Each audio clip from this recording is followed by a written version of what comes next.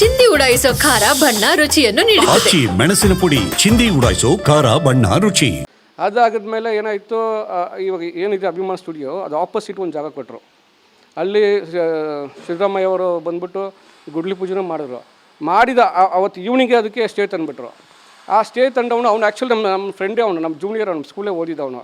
ನನಗೆ ಅವನೇ ಕೇಸ್ ಹಾಕಿದ್ದು ಅಂತ ನಂಗೆ ಗೊತ್ತಿರಲಿಲ್ಲ. Later I came to know that it is Sharath Kumar ಅಂದ್ಬಿಟ್ಟು ಅವನು ಕೇಸ್ ಹಾಕಿದ್ದಾನೆ ಅಂತ ಗೊತ್ತಾಯಿತು. ಅವನು ನಮ್ಮ ಹತ್ರ 6 ಬ್ಲಾಕಲ್ಲಿ ಇರೋದು.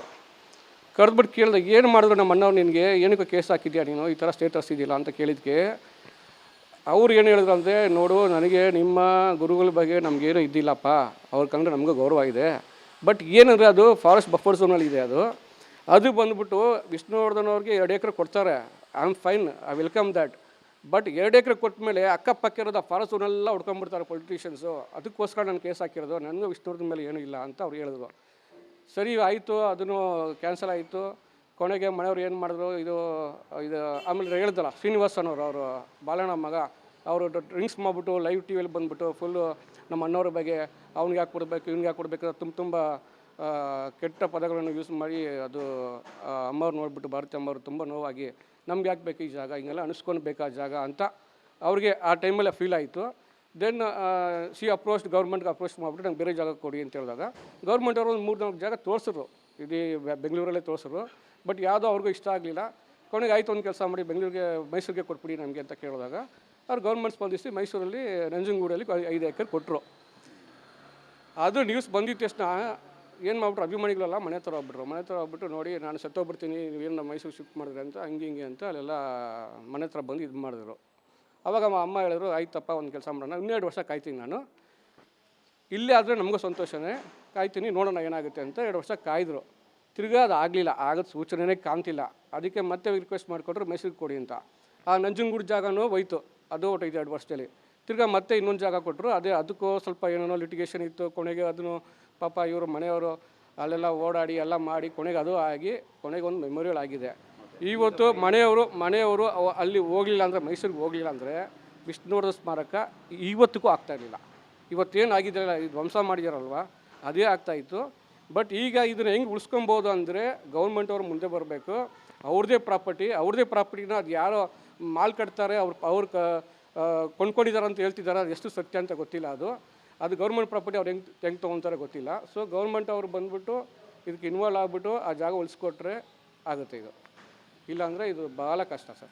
ಈಗ ಅದೇ ಅಂದರೆ ಕೆಲವರು ನಾವು ದುಡ್ಡು ಕೊಡ್ತೀವಿ, ಅಭಿಮಾನಿಗಳು ನಮಗೆ ನಾವು ನಿಂತು ಮಾಡ್ತೀವಿ ಅಂತ ಎಲ್ಲ ಹೇಳಿಕೆ ಕೊಡ್ತಾ ಇರಲ್ಲ ಸರ್. ಸ್ಟಾರ್ಗಳು ಸಪೋರ್ಟ್ ಮಾಡ್ತೀವಿ ಅಂತ ಹೇಳ್ತಾ ಇದ್ದಾರೆ ಸರ್. ಆ್ಯಕ್ಚುಲಿ ಸ್ಟಾರ್ಗಳು ಸಪೋರ್ಟ್ ಮಾಡ್ತಿದ್ದಾರೆ, ಭಾಳ ಖುಷಿ ಆಗುತ್ತೆ. ಯಾರೊಬ್ಬರು ಅಂದರೆ ವಾಯ್ಸ್ ತೆಗಿತಾರೆ ಅಂತ ಭಾಳ ಖುಷಿ ಆಗುತ್ತೆ. ಬಟ್ ಇದು ಆಗುತ್ತಾ? ಇದು ಹಾಗಾಗಿದ್ದರೆ ಇಷ್ಟು ವರ್ಷ ಏನು ಮಾಡ್ತಿದ್ರು ಈ ಸ್ಟಾರ್ಗಳು? ಮಾಡ್ಬೋದಾಯ್ತಲ್ಲ. ಬ್ಯಾಕ್ ಎಂಡಲ್ಲಿ ಇದು ಕೇಸಲ್ಲಿ ಕೋರ್ಟಲ್ಲಿ ಕೇಸ್ ನಡೀತಾ ಇದ್ದರೆ ಒಪ್ಕೊತೀರಿ. ಬ್ಯಾಕ್ ಎಂಡಲ್ಲಿ ಮಾತಾಡ್ಬೋದಲ್ಲ ಕುಣಿಸ್ಕೊಂಡು, ಅದೇನಿದಪ್ಪ ಕೊಡಿ, ಅದು ಎಷ್ಟು ಕೊಡಿ, ನಾವು ಇಷ್ಟು ದುಡ್ಡು ಕೊಡ್ತೀವಿ ಅಂತ ಮಾತಾಡಿ ಮಾಡಿಸ್ಕೊಬೋದಾಗಿತ್ತಲ್ವ? ಯಾಕೆ ಮಾಡಿಸ್ಕೊಂಡಿಲ್ಲ? ಈಗ ಸುಮ್ಮನೆ ಮಾತಾಡ್ತಾರೆ. ಇದು ಆಗೋದಿಲ್ಲ. ಅದು ಮಾಡೋಂಗಿದ್ರೆ ಅವಾಗ ಯಾರೊಬ್ಬರು ಸ್ಟೇಟ್ಮೆಂಟ್ ಕೊಟ್ಟರು, ಒಂದು 10 ನಿಮಿಷ ದುಃಖ ಪಡಬೇಕು, ಹಿಂಗೆಲ್ಲ ಆಗ್ಬಿಡ್ತಲ್ಲ, ನೋವಾಯಿತು ಅಂತ. 11 ನಿಮಿಷಕ್ಕೆ ನಾವು ಮುಂದೆ ನುಗ್ಗಬೇಕು ಅಂತ. ಈಗ 3 ದಿನ ಆಯ್ತಲ್ಲ, ಏನು ಮಾಡಿದ್ರು? ಒಂದು ಮಾತಿಗೆ ಹೇಳ್ತೀನಿ, ಏನು ಮಾಡಿದ್ರು ಸರ್? ಸ್ಟೇಟ್ಮೆಂಟ್ ಏನು ಕೊಡ್ತಾರೆ ಸರ್, ಕೊಡಬೇಕು ಅಂತ ಕೊಡ್ತಾರೆ, ಬಟ್ ಮಾಡಬೇಕಲ್ವ ಅದನ್ನು. ಫೈನಲಿ ಮೀಟಿಂಗ್ ನೀವು ಹೋಗ್ತೀರಾ? ಹೋಗ್ಬೇಕು ಸರ್. ಈ ಥರ 17 ಕರೆದವ್ರೆ, ನೋಡಬೇಕು ಏನು ಹೇಳ್ತಾರಂತ.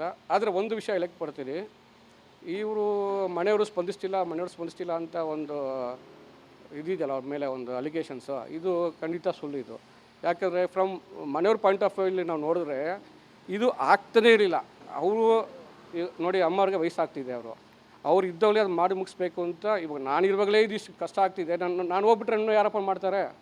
ಸಹಜ ಅಲ್ವಾ ಸರ್ ಅದು? ಅದಕ್ಕೋಸ್ಕರ ಅವರು ಇದನ್ನು ಹೆಂಗೋ ಮಾಡಿ ಮೈಸೂರಲ್ಲಿ ಮಾಡಿ ಮುಗಿಸವ್ರೆ.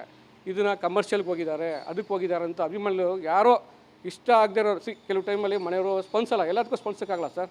ಈಗ ಫಾರ್ ಎಕ್ಸಾಂಪಲ್ ಗೃಹಪ್ರವೇಶ ಮಾಡಿದ್ರು ಅಂದ್ಕೊಡೋಣ, ಇವಾಗ ಮನೆಗೆ ಗೃಹಪ್ರವೇಶ ಮಾಡಿದ್ರು, ನಮ್ಮಂಥ ಅಭಿಮಾನಿಗೆ ಅವ್ರು ಕರೆದಿಲ್ಲ, ನಮ್ಗೆ ನೋವಾಯಿತು ಕರೆದಿಲ್ಲ ಅಂತ. ಅದಕ್ಕಿಂತ ನಾವು ಅವ್ರ ಮೇಲೆ ಗೂಬೆ ಕೊಡ್ಸೋಕ್ಕಾಗುತ್ತೆ? ನಮ್ಗೆ ಕರೆದಿಲ್ಲ ಅಂತ ಬೈಕೊಂಡು ಕೂತಿರೋಕ್ಕಾಗುತ್ತಾ ಸರ್? ಅದು ಅವ್ರಿಗೆ ಬಿಟ್ಟಿರೋದು ಸ್ವಂತದ ವಿಷಯ. ಅವರು ಕರೆಯೋಕ್ಕಿದ್ರೆ ಇಷ್ಟ ಆದರೆ ಕರೀತಾರೆ, ಇಲ್ಲಾಂದರೆ ಇಲ್ಲ. ಬಟ್ ಅಭಿಮಾನ, ನಾವು ವಿಷ್ಣು ಸರ್ನ ನೋಡಿ ಅಭಿಮಾನ ಆಗಿರೋದು, ಅವ್ರ ಮನೆಯವ್ರು ನೋಡಿ ಅಭಿಮಾನ ಆಗಿದ್ದೀವ? ಇಲ್ಲ ಅಲ್ವಾ? ಅವರು ಅನಿರುದ್ಧ ಅವರು ಒಂದು ಮಾತು ಹೇಳಿದ್ರು, ನಿಮಗೆ ವಿಷ್ಣುವರ್ಧನ್ ಅಪ್ಪಾಜಿ ಅವ್ರ ಅಭಿಮಾನಿ ಅಂದಮೇಲೆ ಮನೆಯವ್ರಿಗೂ ನೀವು ಅದೇ ಥರ ಗೌರವ ಕೊಡಬೇಕಲ್ವಾ. ಅದೇ ಮನೆಯವ್ರನ್ನ ನೀವು ಇಷ್ಟು ಕೆಟ್ಟದಾಗಿ ಮೀಡಿಯಾದಲ್ಲೆಲ್ಲ ಬರೆಯೋದು ಮಾತಾಡೋದು ಅದು ಹೆಂಗೆ ಮಾಡ್ತೀರಾ ನೀವು, ನಿಜವಾದ ಅಭಿಮಾನಿನ ನೀವು ಅಂತ ಕರೆಕ್ಟಾಗಿ ಕೇಳಿದ್ದಾರೆ ಸರ್ ಅವರು. ನೀವೇ ಹೇಳಿ, ನಿಜವಾದ ಅಭಿಮಾನಿಗಳು ಈ ಥರ ಅವ್ರ ಫ್ಯಾಮಿಲಿನ ನಿಂದಿಸ್ತಾರಾ?